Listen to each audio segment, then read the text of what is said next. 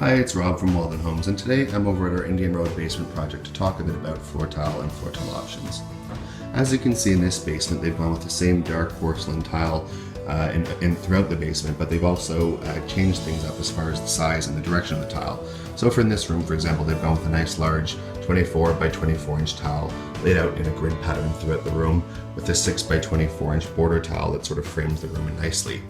Conversely, if they wanted to keep the same large square tile but change the look of the room, make it look a little more interesting and unique, they actually could have turned all these square tiles onto 45 and actually made a diamond pattern throughout the room. So you'd walk in and all the angles would actually be running this way and that way, as opposed to straightening forward and side to side with the room. Certainly a different look that you can achieve with different angles.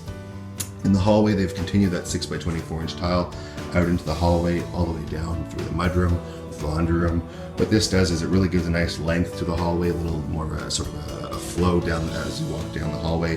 And also, they've changed things up from a grid pattern where all the tile joints line up side to side. They've actually gone with a 1/3 stagger. So as you change over each row of tile, you stagger up 1/3. Another option, you could do a quarter tile stagger, so you go up a quarter, then the next one you go up a quarter, or you could do up a half and then up a half. Certainly you don't even have to continue going up all the way as you move across. You can actually go forward a bit and then back a bit and then forward a bit and back a bit, which would again change the sort of the layout of the floor, change the sort of aesthetic you're going for. The next tile they've actually gone with, it's the only room in the basement actually they've chosen a different tile, is in the washroom, where they've gone with a very large 24 by 48 inch tile. The reason they've gone with this, number one, it really lightens up the room and actually dresses it up. It's a nice fancy tile. But more than anything, the large size tile gives a little more visual size, a psychological growth to the room. When you can fit nice large 24 by 48 inch tiles, your brain tells you that the room's bigger because you can fit such large tiles. It gives you a little more psychological size. And then they've also gone with a nice marble mosaic across the back wall and the side wall of the shower to again dress things up a little bit. Another thing I'd like to talk briefly about is these custom floor tile drains. It's something we're finding a little more common to be a request from homeowners. In most old houses, you'd have just a basic old faceplate over a floor drain in the laundry room or in a boiler room. In this case now, homeowners are requesting that the floor drain actually be made out of the tile itself.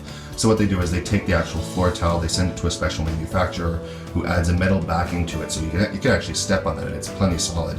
And they actually cut these special grooves in the floor tile in any arrangement you want. In this case, they go with a nice circular pattern with a little bit of crisscross in it. And the floor, any moisture in this room will actually work its way through, but you can step on it and it looks really nice. It also doesn't stand out like a sore thumb, like for example, a chrome faceplate would. The last thing I'll talk quickly about is radiant floor heating. In a basement in particular, it's really nice because you can actually warm up the basement through the floor.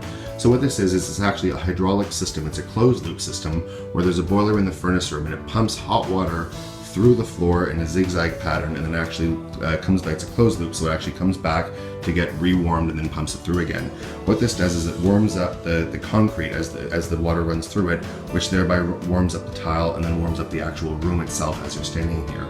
You can control these radiant systems to different zones. You could actually have different rooms at different temperatures. You could have different floors. If you had one zone down here and another zone upstairs, you could change the temperature of each zone or each floor differently.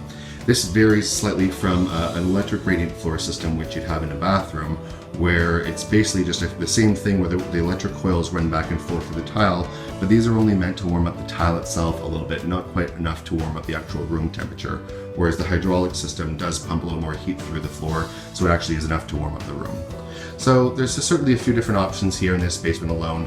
Different floor tile, certainly they've got the heating floor, which is a nice option. So certainly some food for thought if you're considering different tile arrangements for a project. Thanks for watching.